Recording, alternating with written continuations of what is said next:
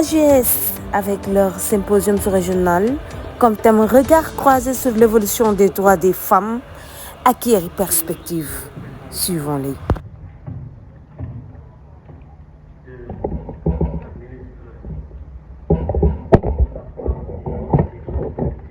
Madame la Présidente de l'Association des femmes juristes du Sénégal, Madame Stéphanie Rodenberg, fondation de la Fondation Conrad Adenauer, directrice du programme pour la promotion de l'état de droit en Afrique anglophone subsaharienne, Mesdames, Messieurs, distingués invités. C'est un immense honneur pour moi de présider la cérémonie officielle d'ouverture de cet événement phare qui marque les 50 ans de la création de l'Association des juristes sénégalais AGS.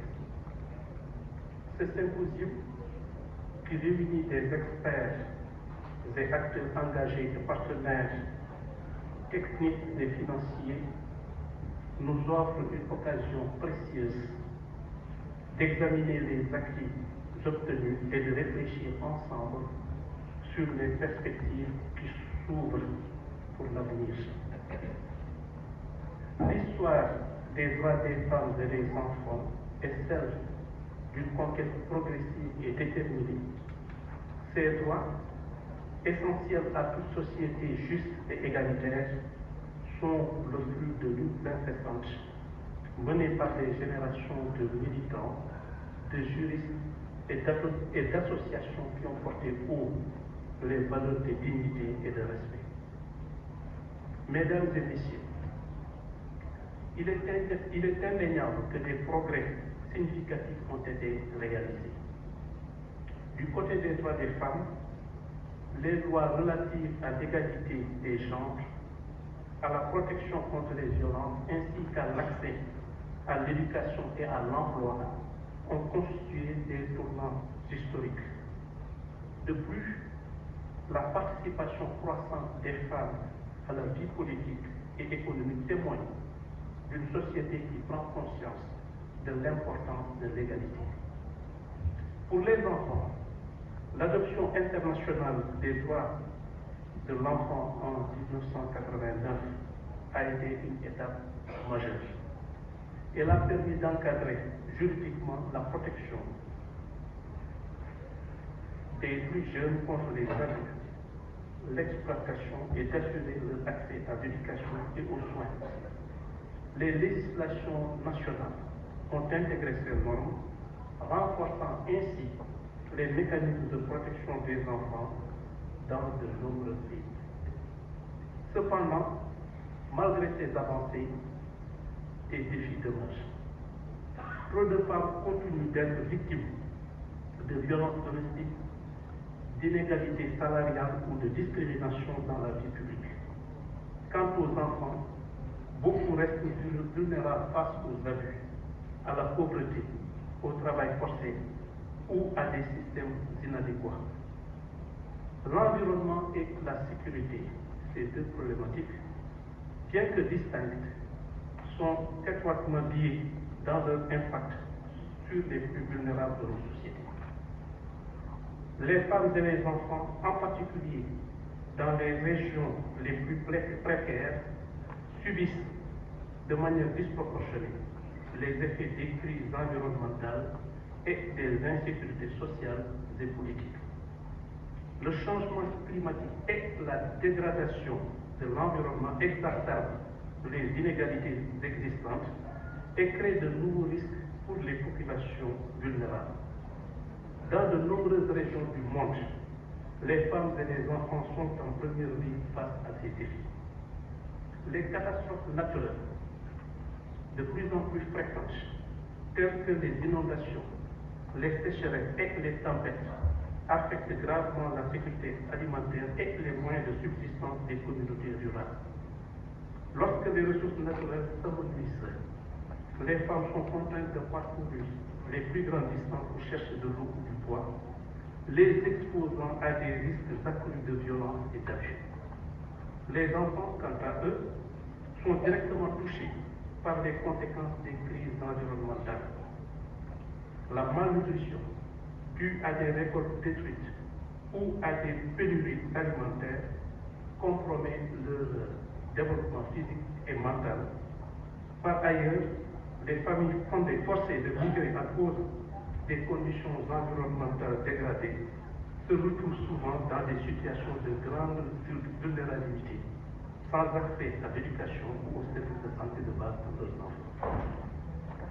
Mesdames, Messieurs, face à ces constats, nous devons aujourd'hui nous projeter vers l'avenir. La défense des droits des femmes et des enfants ne doit pas être vue comme un combat du passé, mais comme une mission que nous devons poursuivre avec vigueur. Pour les femmes, il est crucial de renforcer les dispositifs législatifs contre les violences, qu'elles soient domestiques, économiques ou psychologiques. L'accès à la justice doit être garanti et les structures d'accompagnement améliorées pour soutenir celles qui sont victimes de discrimination ou d'agression. L'égalité des chances en matière d'emploi et d'accès à des postes décisionnels reste une priorité. Nous devons aller plus loin en matière d'autonomisation économique des femmes, car la véritable indépendance passe aussi par la maîtrise de leur propre destinée économique. Pour les enfants, les priorités sont aussi claires. Il nous faut garantir à tous les enfants, sans exception, un accès à l'éducation de qualité et à des soins de santé. La lutte contre le travail des enfants, les mariages forcés et l'exploitation doit être une priorité absolue. Nous devons aussi nous pencher sur l'évolution de la société numérique qui présente de nouveaux défis, notamment en matière de protection des enfants contre les dangers en ligne. En tant que ministre de la Justice, je tiens à souligner le rôle crucial que joue notre système judiciaire dans la concrétisation de ces droits. Nous devons continuer à renforcer les mécanismes judiciaires et à former les professionnels de la justice aux réalités spécifiques des femmes et des enfants pour que ces derniers trouvent toujours dans la justice un refuge sûr et impartial. Les progrès dans les droits des femmes et des enfants reposent sur un engagement collectif, un travail en réseau entre gouvernements, organisations internationales, sociétés civiles et citoyens. Mesdames et messieurs, en conclusion, je souhaite rappeler que les acquis en matière de droits des femmes et des enfants sont le reflet d'une société en constante évolution, mais ces droits ne sont jamais définitivement acquis. Nous devons rester vigilants et persévérants, mais non seulement pour préserver les progrès réalisés, mais aussi pour continuer à repousser les frontières de l'injustice. Les femmes et les enfants doivent être au cœur des solutions que nous développons pour lutter contre les crises environnementales et sécuritaires. Ensemble, en travaillant pour la protection de leurs droits, nous pouvons construire un monde où chacun, indépendamment de son genre ou de son âge, pourra vivre en sécurité, dans la dignité et avec des perspectives d'avenir. Je vous remercie. C'est un grand honneur pour moi, en tant que directrice du programme de la promotion de l'état des droits de la Fondation Konrad Adenauer, d'être co-organisatrice de cet très important à l'occasion du 50e anniversaire de l'Association des juristes sénégalaises Ensemble.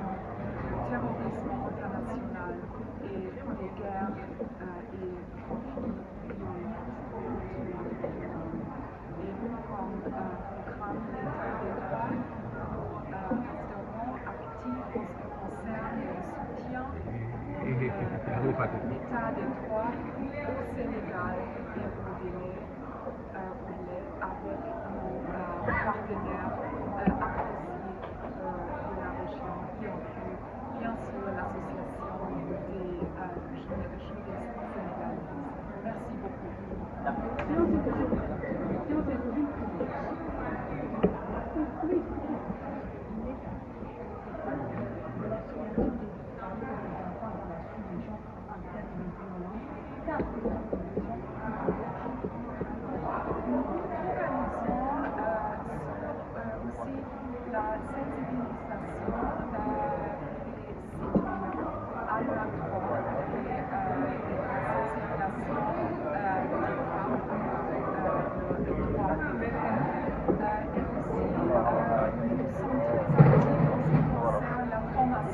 ans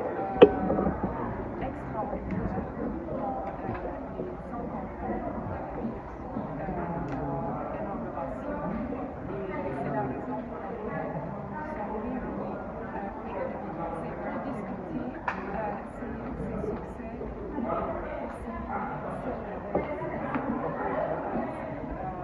raison pour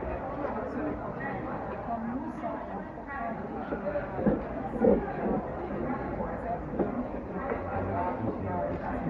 réunis aujourd'hui.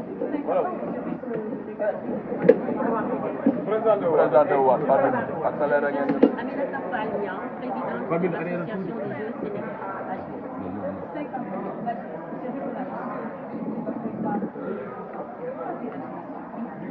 Je pense que la JS a eu l'opportunité de présenter à plusieurs reprises son bilan tout ce qui concerne la promotion et l'organisation du droit des femmes et des droits en particulier.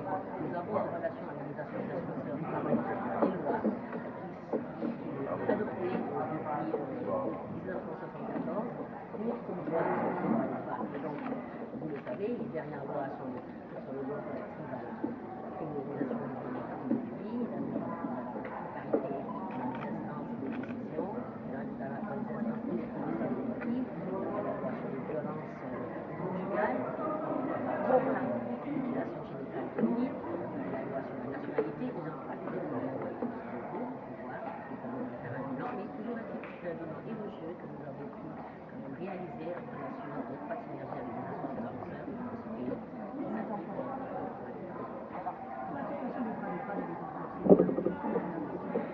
et on peut dire que c'est toujours difficile. Je pense qu'on n'atteindra jamais le cas où la violence, l'idée c'est simplement de renforcer la sensibilisation, le plaidoyer, renforcer l'éducation, travailler sur les gens, les violences sexistes disparaissent de la célébrité et surtout que nous puissions avoir une meilleure visibilité des femmes, une meilleure participation des femmes dans les instances de décision de manière à ce que les lois qui jusqu'à présent ont été soient renforcées pour que les modalités également puissent être changées et permettre une véritable évolution dans la protection des femmes.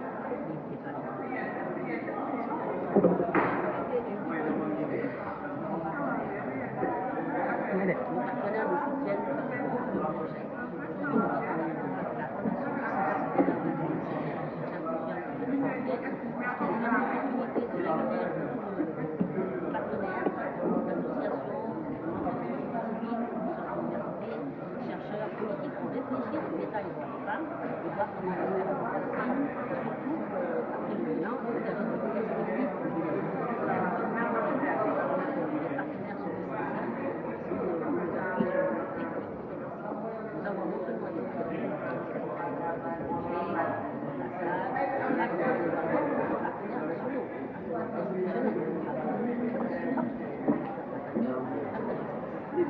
Est-ce que vous pouvez parvenir, comme je l'ai dit, à ce que les discriminations,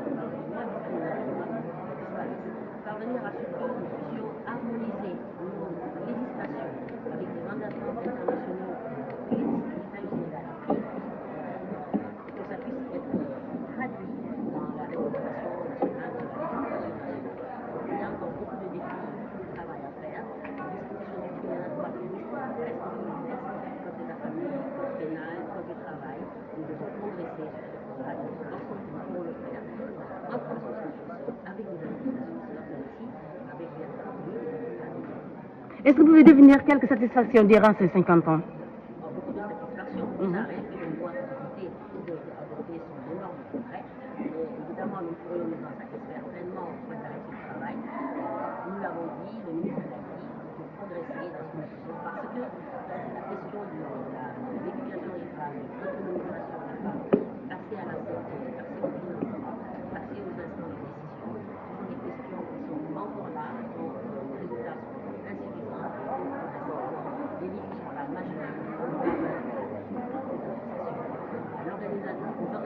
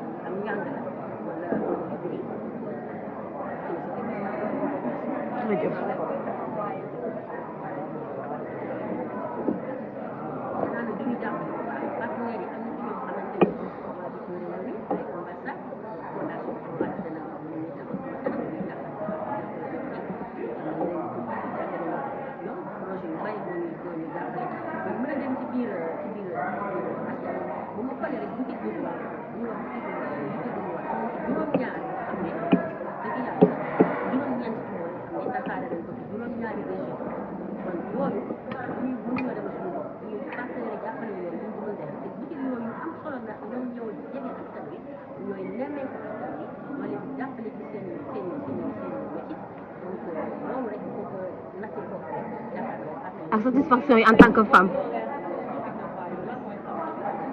solo si mooy fexe ba nga xamante ne lépp luy yoon ñu fexe ba askan bi jot ci ndax tey bu fekkente ne am nga soxla bu jëm ci wiwu yoon maanaam tey liggéey sa employeur sonal la wala nga loué ki nga xam ne moom doon fekk sonal la te amoo muy sa àq ak sa yenn wala ngay sëy nekk ci ay nekk def jafe-jafe wala nga war a jël ndono ñu la ci xañ say droit yooyu yëpp su ma cité yooyu yëpp rek loolu rek rek ñu jàpp ne am na solo ndax bu ci gën waaye dañuy fexe ba bu amee boobu solo bu ñëwee jàpp na donc lépp loo xam ne askan bi soxla na ko ci biir yoon dañoo taxaw jàppale leen fay loolu tax am na solo ndax bu fekkoon ne tey da nga kaa war a fay avocat wala conseiller wala yeneen ak yeneen ay ko doo ko am da ngay wéy parce que ngir yàlla rek a jox dellusiwaat satisfaction yi rek nga xamante ne am ngeen ko may xaati bi xam nañ